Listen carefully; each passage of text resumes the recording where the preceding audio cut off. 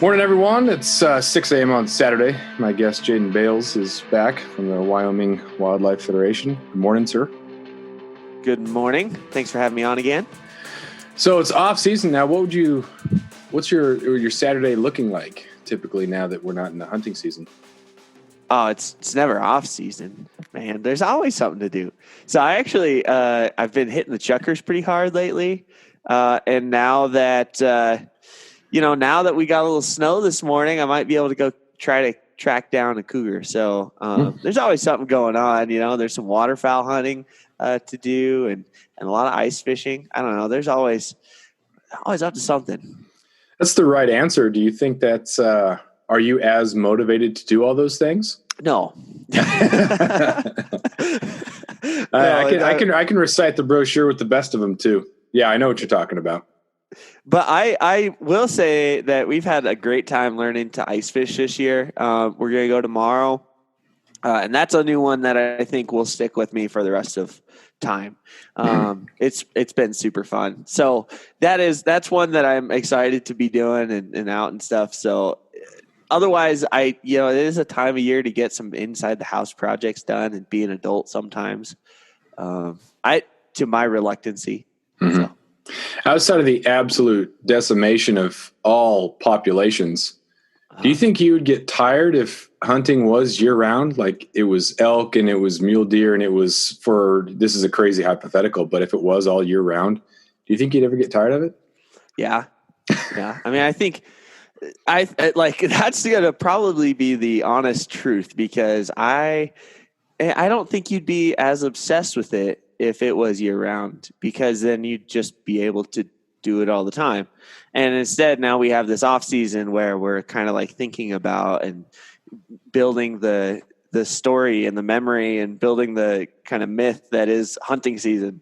Because really it wears on you. It wears on your family and friends and work and stuff. So it would be hard to do it as emphatically year round. Yeah. My listening to podcasts changes in this off season just because, again, it's such an aggressive 6 months of, well, a little more than that, maybe 7, because you get the anticipation right before August, and then you've got the hunting season, and then it's just every weekend, and then it changes from alpine deer to rut, and then this year it included Wyoming mule deer. It's so intense. Mm-hmm. So now when it comes to podcasts and stuff that I want to listen to, like I'm kind of done with mule deer and elk for a little bit. I just want to take a break because they seem like they kind of get redundant, or I need a break or something. My attitude changes. And I think it is good to have that little bit of an emotional mental break to kind of recoup and look at other things and not be so angry at it. Yeah. Yeah. It's one of those things where it takes, for me, my podcasts actually have shifted a little bit more towards, I listen to a lot of stock podcasts lately. I don't know what's going on, but that and then anything about tag applications. But those are the two things I'm listening to for some reason. Well, you got to go in a little bit more detail about the stock podcasts. Oh, okay. So I just wanted to preface this. I'm no big time trader or anything, but I just happen to be coming into my own in the Great Recession, like as in I was in high school. So my grandpa and I got into trading because my grandpa was like, "Hey son, you need to know what the hell's going on here." And so ever since then, him and I have had this little account that we like trade money in. And then I pulled a bunch of money out of that account to fix my truck last year. And so now I'm trying to rebuild it up. It's been a good time to build it up, man. This last year and a half or so, my buddy and I have been talking a lot more. And they say that you're not supposed to talk about money. It's rude. It's whatever. But my buddy and I, we started talking. Well, what about this one and this one? It's kind of fun to do it. But this last year has been pretty, especially after March. Like you could do no wrong. Yeah. And then even 2-3 years before that, things were smoking pretty good. So you couldn't really make much of a mistake. But no, I mean, I just dumped one of the lowest performing company, and it was up 16%. Right? Like I just was like, so it's been super fun to do that. I listened to a lot of Jim Cramer, and then Zach's it's a Zach's podcast. This woman's on there, and she does a really good job talking about kind of value stocks and stuff. So anyway, those are the two that I really bounce back and forth on. That's such an important thing. My as a family, we didn't talk about money a whole lot. It kind of stressed them out a little bit. Yeah. And so I didn't really find out about, I had a Charles Schwab account, and it was just kind of this ambiguous sort of investment and saving, but it was all just like very low interest, very just keep the money, don't risk it. And I think it came from a different time and a different attitude when, the stock market was up and down, and you could have lost a lot. And, they did lose quite a bit, with time. So I think they were cautious and didn't want me to get into like risking it in the, Vegas style approach of, day trading and just going crazy. But it's such an important thing to know, especially for kids, the value of compound interest. Yeah. And when you just keep compounding that, and why would you not do that? And people like to point at the evils of capitalism and how it's not real. It's like, well, this is a product of capitalism that we can all use. Mm-hmm. And you can grow wealth. You can put yourself in a better situation or a better position later to have some wealth. You just got to stack some money away, and then you watch it grow and make some good decisions, just being in tune with industry and with what's going on. I think that's an important thing to learn. Yeah, absolutely, man. And it's one of those things, I think back in the day, it was probably had a little bit more of a barrier to entry, but there's apps like Robinhood, or my grandpa and I have always used TD Ameritrade, and it would charge us $10 a transaction or something. And then they got rid of it to compete with the new kids on the block. So now it's just like, it's free trading. You can do it on your phone. The podcasts are on your phone that you don't have to pay for. Like, I think, there's a really good opportunity there to do some stuff. And here's a good segue for you. It is a really good way to make a little bit of extra money for your hunting hobbies. For sure. I wanted to, I can't remember who it was, but it was prohibitive for people because you had to hire a broker, and the trade costs were expensive. I don't know who it was that just started. Was it E-Trade or someone was the first one to offer free trades. So now and if you're buying like a mutual fund or an ETF or something that's owned by that business, there's no fee for trades if you buy like the Schwab ETF or a Schwab whatever. And so it's something that you should do. Yeah, exactly. Well, and like I said, there's a new app out there called another one that's good is Stash, but the new app, as in probably 4 or 5 years old now, is Robinhood, and it's just you get to trade stocks, no fee. That was fun. I did that one in college, and then Stash is also another one where it takes some. You can set it up to round up from your purchases, or you can set it up to take money from your paycheck each month or whatever, and then it puts it into bigger ETFs, but makes it really easy to understand. They're like, this one is all precious metals, instead of being like ETF XYZ PDQ. It's cool, it's fun. I'm pretty conservative. I don't go with individual stocks very often, except for Alaska Airlines. That I just kind of just the hometown airline. Is that your hot tip? Yeah, it was the hot tip. Not so much. It was the unhot tip. It was the very because I thought like airlines were going to rebound, and they didn't really rebound. And finally, it's back up to where it's above. I've made like $7 or something. So okay, dude, that sounds like it's time to get in. Yeah, maybe. Who knows? But right. So as far as hunting in the next year, that was a good segue there. Most of my money that I'm making off that, I'm going toward Abby and I are looking at maybe property, house, all that stuff, and then of course wedding costs and things like that. But real adult things. Yeah, sweet. So what's on the agenda for this year? I know you talked about tag application stuff, and you've been listening to those sort of podcasts. So what have you learned to glean so far? I think as far as the whole West is concerned, I would imagine that's kind of primarily where we're talking about. The only place I know about really. It sounds like we are in a stage of time where mule deer opportunity is decreasing, and non-resident the non-resident sentiment is also decreasing. So you've had states like Idaho restrict all units to a 15% non-resident cap, and that's made things kind of difficult to get an over-the-counter deer tag there. Oregon is just got rid of their archery deer opportunity. It was their only over-the-counter mule deer opportunity, and so that's my home state, and it's kind of weird to see that go away, man. It was like we'd build points to preference points to try to get a better chance at a rifle tag. And meanwhile, you could still be hunting every year with your bow. But now it's kind of like you got to choose. So, as a non-resident there, I have, 7 or 8 preference points. And so we'll see what ends up happening with that. And then you also probably will see, we haven't seen it yet, but there's a lot of talk of bringing the non-resident allocation down in Wyoming to 10% of the total tags instead of 20, where it's at now. So yeah, it just is this whole conversation of, it doesn't seem like there's more opportunity. And my take on that is like, then take the opportunities you got today. Like, don't be waiting to go hunting next year if you've got the time. And as I say that, I'm excited to burn my 9 Oregon elk points, and I'm going to go hunting with my dad and my brother next year for elk.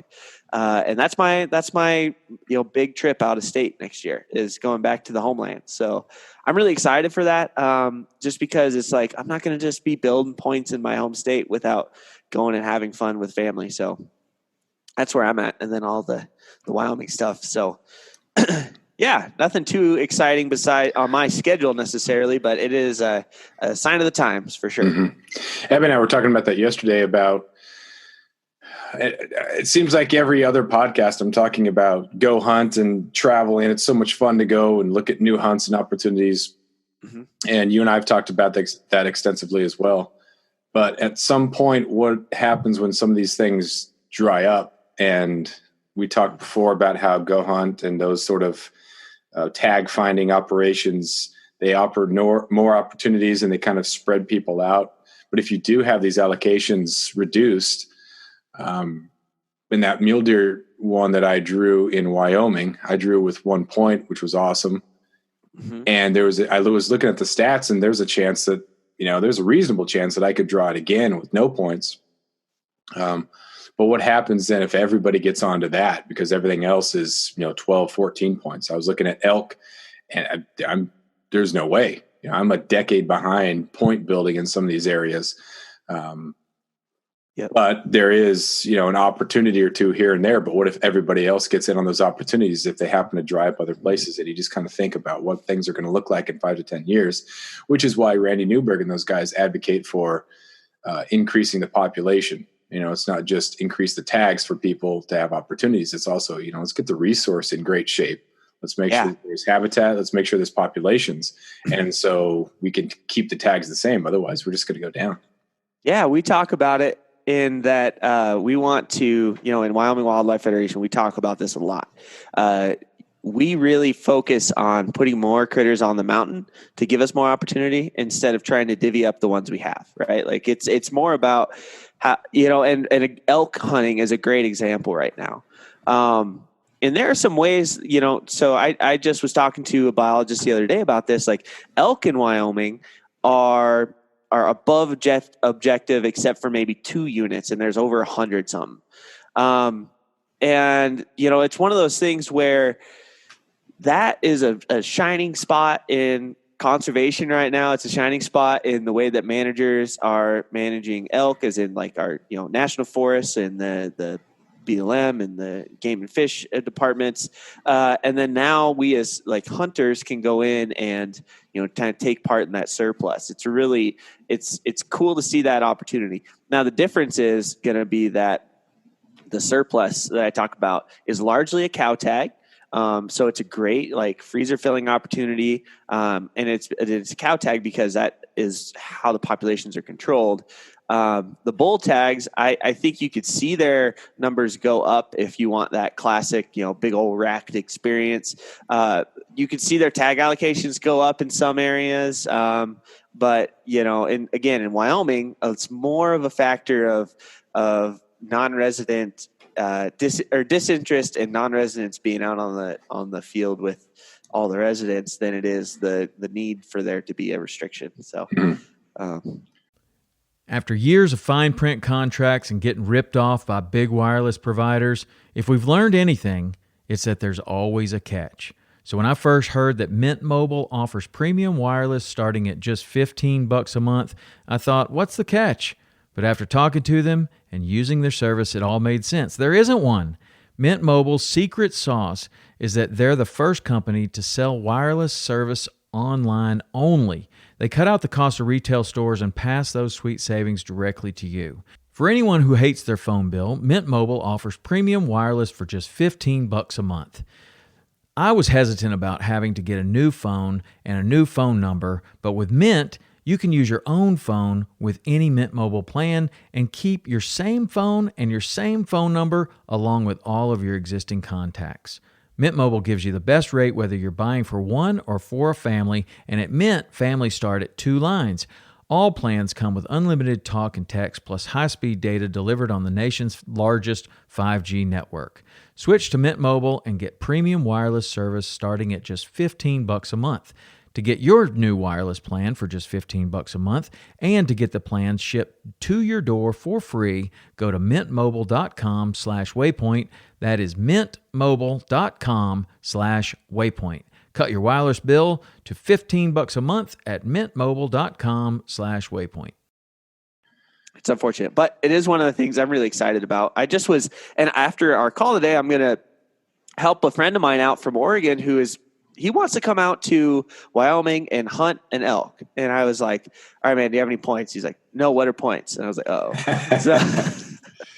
You're good at this conversation. This is the frequent conversation you have. Oh, daily. I was on 3 different phone calls yesterday during work hours, that they called the Wyoming Wildlife Federation, and I was kind of just talking them through stuff. But then, it's one of those things where I go, well, do you want to shoot a cow elk? And he's like, yeah, absolutely. That sounds like I would love to do that. And I was like, oh, well, shoot. Now the world is your oyster. So that's been pretty cool. If we can look at maybe some of those opportunities to keep people hunting, and it's a great way to learn country. I think it's a really great way to go, while you're trying to build for that bull elk hunt experience that takes preference points. Mm-hmm. The bull, I can't wait to do that. I'm so excited to do that, but I definitely want to get a cow elk hunt under my belt first before I spend the points, spend the money on that experience. Because if it is like once in a 5-year type thing that I can do, I want to make sure that I'm making the most of it. And I try to make those mistakes, on what's the reduced price cow calf is 300 and some. 303 last time I looked. Yeah. 303. Yeah. For non-resident. Yeah. So I'll put in that. The spot I want to get's only got like a 25% or something like that draw opportunity. But between that and some of the other ones, we'll see what happens. So I'll put in for that. Is that one you're going to put in for? Is it just west of town? Yeah. Okay. So I will say that, there's that, you say it was a type 7 or a type 6, right? Wait, what's a 6? What's a 7? So there's a type 7 tag out there that opens up on August 15th with a rifle off of National Forest. So any of that BLM, the Bureau of Land Management that surrounds it, the state lands that surround it, or private access that surrounds it, you can hunt elk with a rifle starting August 15th. And it goes through January 31st. It's awesome. And so that would be something to consider as well. Yeah. August is kind of my sacred blacktail month, but that's pretty tempting. Well, one of the things to think about, though, is like if you were to just plan this hunt, and this is maybe a strategy some other folks listening can think about. If you're wanting to just plan this hunt, a mirror image of what you want to do the following year, right? Like you're like, I'm going to go into this area and hunt bulls the following year. So just set your dates the same time as you would the year following, and go in there and see what you can find. So like with that type 7 tag, you can go in there and hunt a cow or calf elk with your bow through the entire month of September in the entire area. It doesn't have to be restricted off national forest. So, if you were like, I want to go hunt bulls the last week of September, just go in there with your bow and try to find cows. Because that's where the bulls are going to be too. It can be really fun. Yeah. The spot that I want to get, Abby and I went up 2 years ago, heard that bull and saw some cows. And then Abby could put up the game cam this year, and we saw some just awesome bulls. And so, like that area, it's in the brain. I just really want to hunt it well. Yeah. 2 years ago, that was when I had the antelope tag, and so we spent 2 days on the elk hunt, not knowing anything whatsoever about what to do. And we still got within 30 yards of a cow elk, didn't have a shot, and it was right as the sun was coming up. So Abby didn't have a shot, couldn't even draw the bow. And then we went to my antelope. And didn't get the antelope either. And then this last year only had 1 day because it was all mule deer. But man, that's just like what you're saying, right? Put the boots on the ground, figure out the terrain, and see what's going on. It doesn't seem like there's a lot of people that stop there. I'm sure there are. I'm sure people have hunt that, but it just the times that we've been there when it was hunting season, we didn't see a lot of people, and it just seems like it's a little bit more dense. And we did some hiking around, and so I just got that in the brain. I would love to. Because, like you said, there's such a huge difference between seeing it once, even if it's in the off season. You can see the terrain, you can see what it looks like in person versus online, and it just gives you such a huge advantage. And that's what worked out with the mule deer this year. Just knowing what you're up against puts you at such a big advantage. I do think that was probably the biggest advantage that you had for your mule deer hunt, man. It was like you walked in there, you knew where you were headed, you knew that there were deer in there, so it wasn't like you're walking in totally blind. And I know that there's obviously ups and downs with weather and whether you see stuff, but I just think that was you did it so right with your mule deer. I have no doubt you're going to do it the right way with these elk. I was talking with Abby about that yesterday, and I thought, man, it was such a fun hunt. And that's me recalling it. And, you edit the history a little bit, because you know how the story ends. And I was like, man, I'm so sorry that I ruined a couple of those days with my bad attitude, even though I didn't, it didn't last the entire day, but there was that frustration walking back to the car, which I'm sure made her feel, frustrated or upset or whatever, like I'm dating a psycho or I'm engaged to a psycho. But, looking back, I thought, gosh, that was so much fun. It was such a great experience to be out there, different type of hunt and in the cold. And then, of course, all of that is because we figured it out, stuck with it, made the adjustment, made the shot. So I'm pretty excited about that. Yeah. Well, and that goes back to your earlier question, like, would you be able to hunt year round? And I think that we need to edit some of our experiences for us to enjoy them as much as we do, right? Like I had an experience where I totally just was a turd to Jess on this deer. And, it's one of those things where like, it kind of, I'm sure it did for her, but put a sour taste in her mouth. And now, like, I think that now coming into another season, it feels like we can start anew on this quest. It's not like the same thing over. It's not a Groundhog's Day. Yeah. Yeah. Pretty excited for what's coming up here in March too. We were talking about the conservation thing, then we kind of steered a little bit away from that, but this caribou hunt, that's, another example of great conservation, the 40-mile herd up by Fairbanks, that the traditional range went from like Fairbanks all the way into Canada. And in the 70s, it was reduced to just a couple thousand. And it slowly was recovering up until the 90s, when the early 90s, I think it was, when they had a lot more private people that were trapping wolves, and you had non-lethal stuff done by the Forest Service. Or no, Fish and Game. And so the population definitely started to increase, got up to 43,000, I think, by the early 2000s, and now it's at 80,000. So now it's at the point where the habitat is being, just overgrazed, over-trampled. And then you add in the hunters. And so they've opened up this second season I think the quota is 5,000 in August, September, and then another 5,000 in the winter, so that the people who are out there hunting are going to be on snow machines that are, you have that buffer of snow between the ground and the snow machine, so it's not tearing up the soil. But nice. 80,000 caribou, and the quota is 5,000, and I think they're like 1,500 or something like that right now. So hopefully there'll be some left by the end of March when it closes, and when I'm there. So.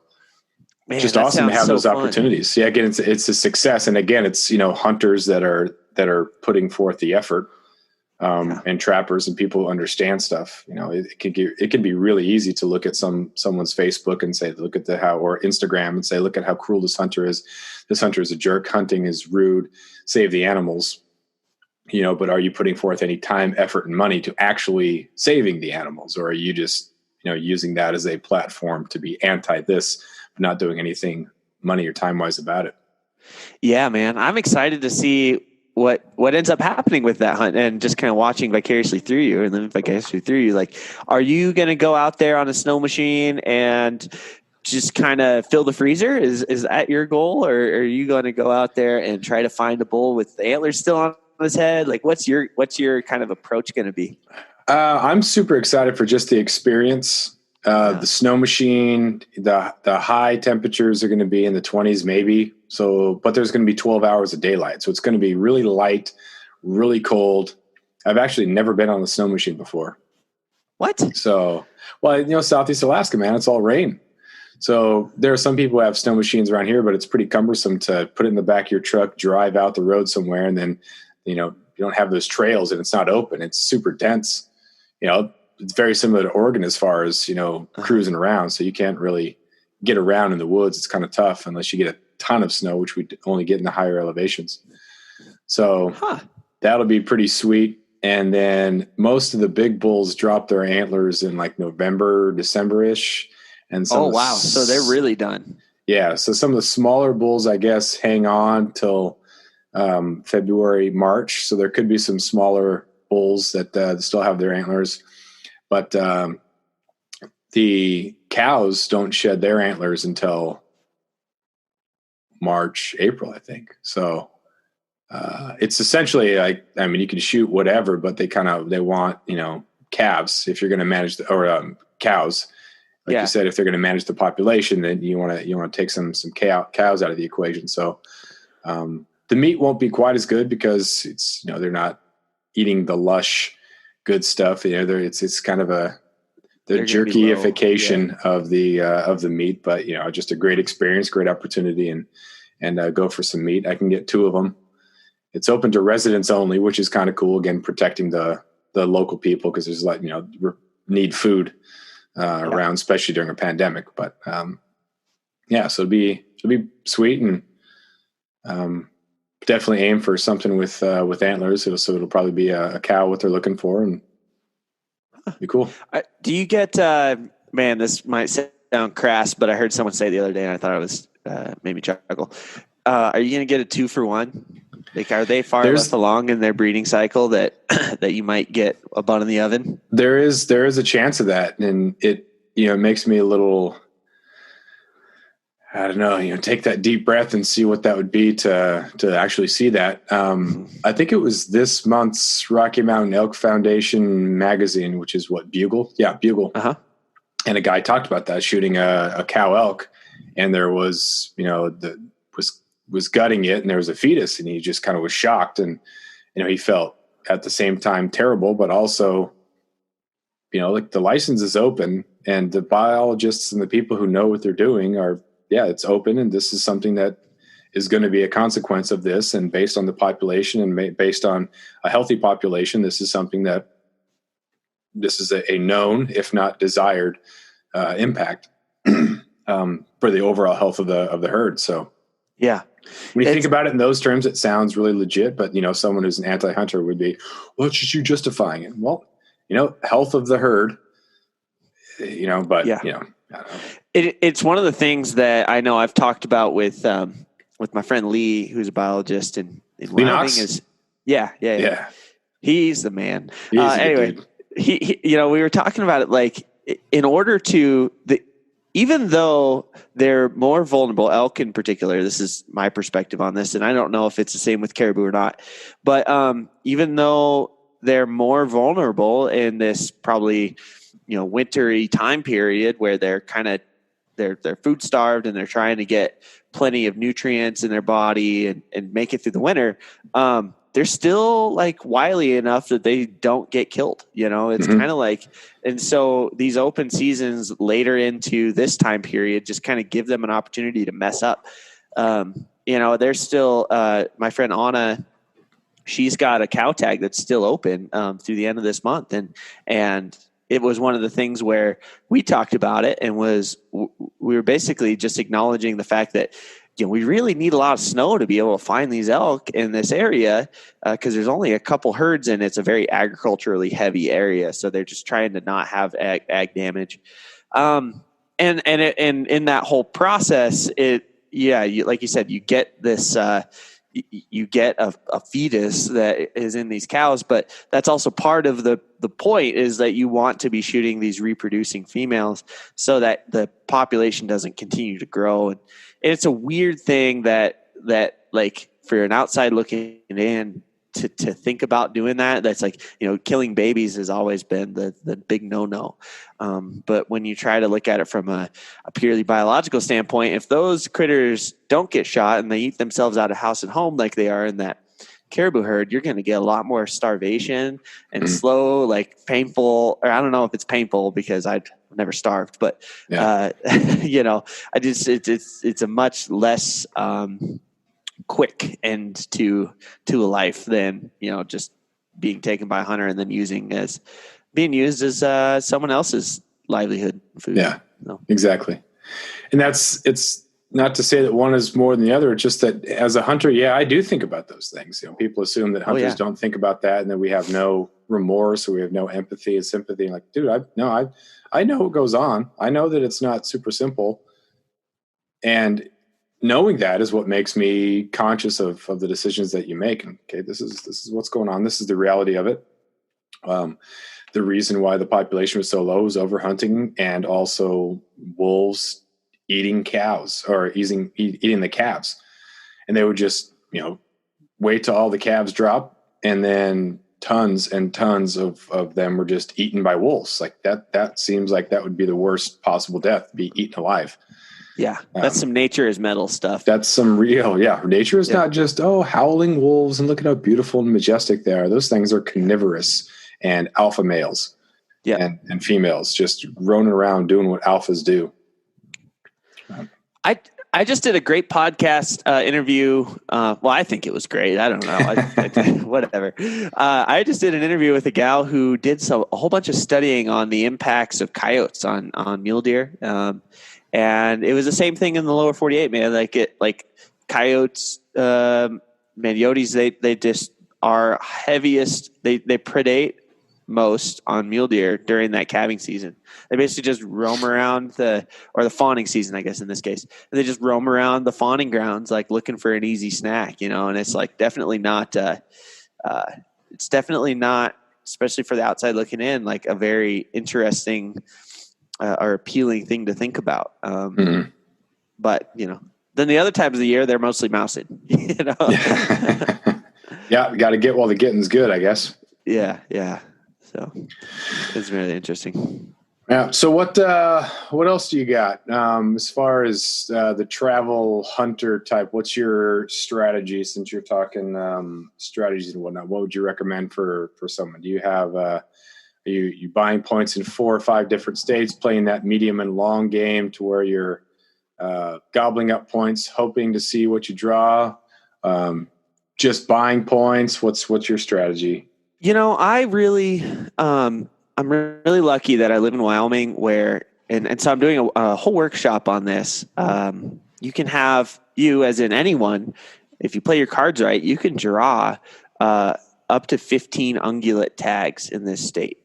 Plus any moose, sheep, goat, or bison tags, but those are just so hard to get that I just didn't really include that. So you can pretty reliably, if you played your cards right every year, have 15 ungulate tags in your pocket.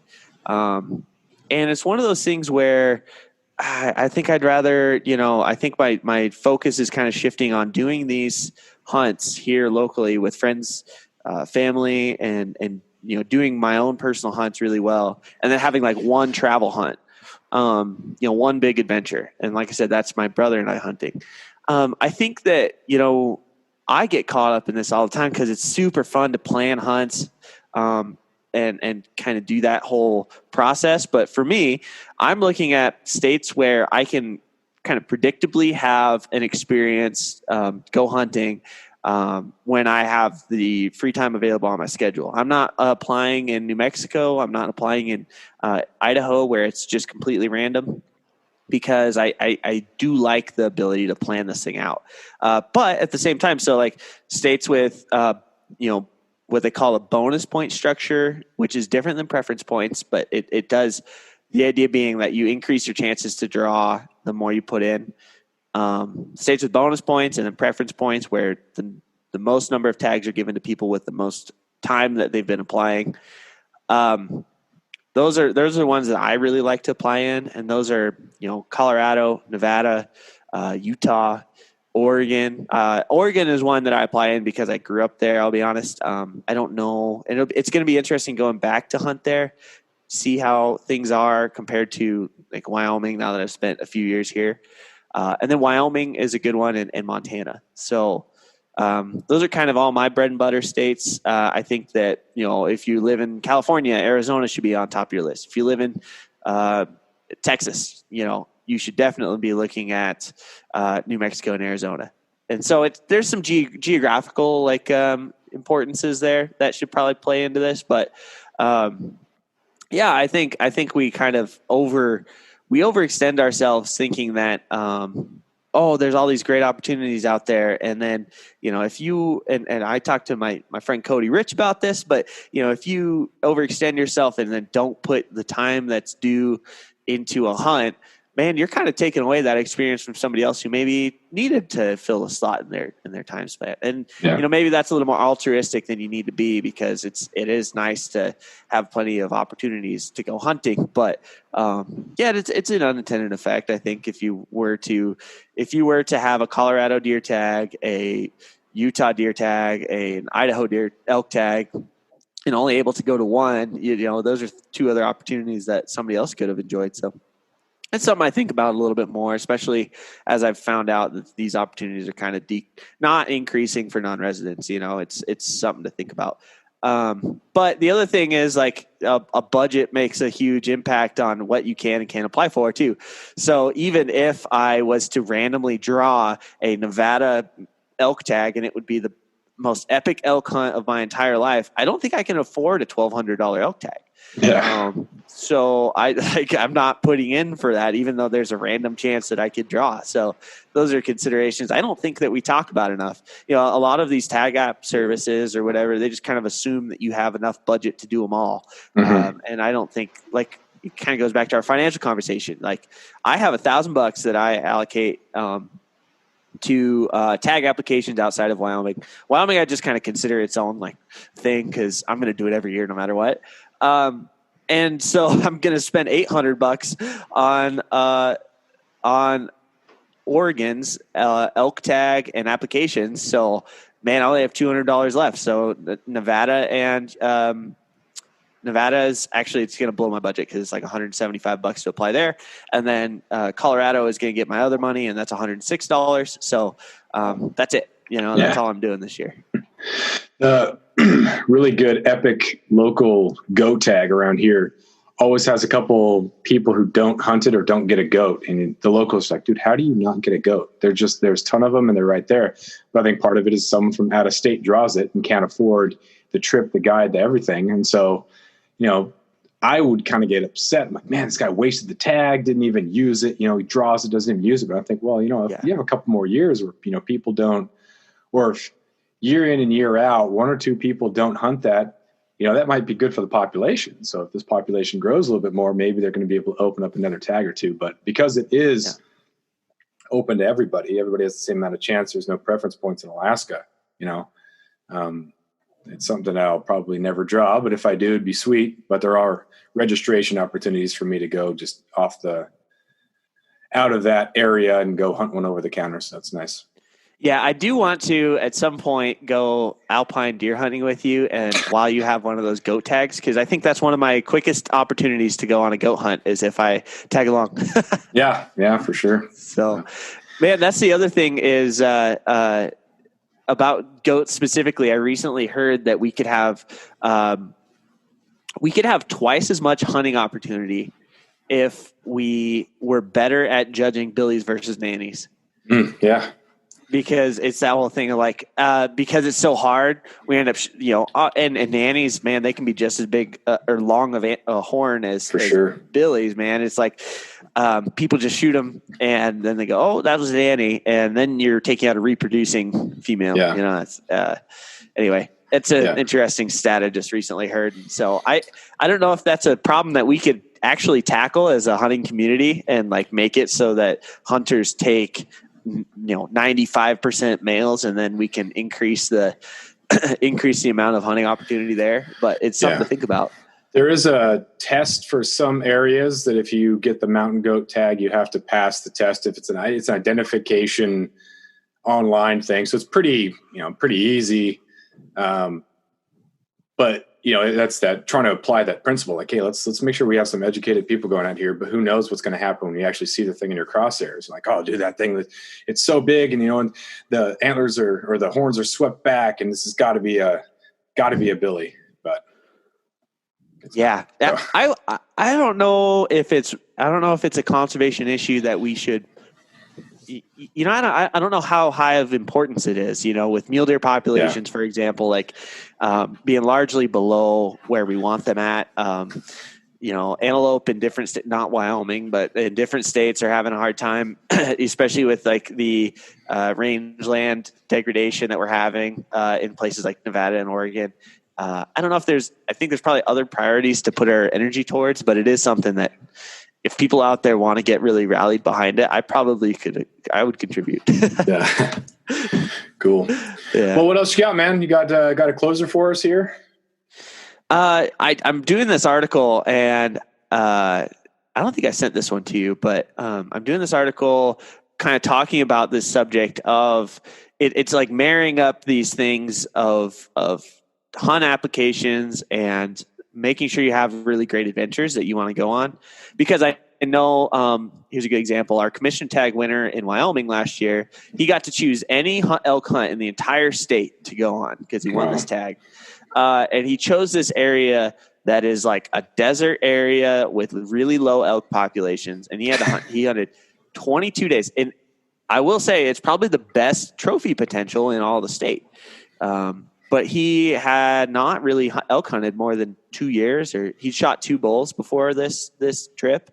And they were the spike and a raghorn. So he's like kind of building his knowledge, right? And he goes out there and is like, what have I gotten myself into, right? And he spends 22 days in rifle season after being there during archery season and with another buddy.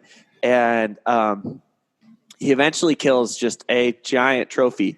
But during those 22 days, he was bumping around on old oil roads and running around in the sagebrush. And I'm like, for most people, like that would not be something that they're very interested in. Yeah.